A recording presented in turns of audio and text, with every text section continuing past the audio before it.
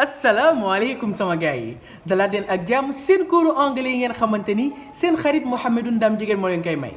Hello guys, welcome back to your English classes offered by your friend Mouhamadou Ndam Jigéen. So today we are going to learn about the personal pronouns. Tey nag dañuy jàng kàddu yi nga xamante bii ni mooy firndeel kuy jëf wala luy jëf wala ñuy jëf. ñu dem bismillah. su fekkee nag da nga bëgg a wax man ci anglais da nga naan I soo bëggee wax yow ci anglais da nga naan you soo bëggee wax ku góor ki ci anglais nga ne he bu bëggee wax ku jigéen ki ci anglais da nga naan she bu dee itam nga bëgg a wax mala wi wala li dundul danga naan it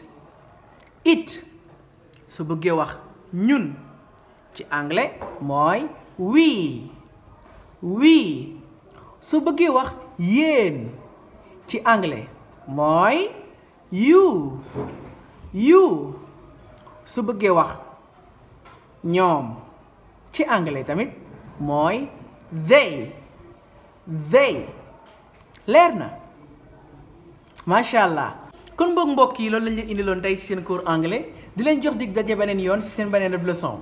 See you guys for another class. Bye.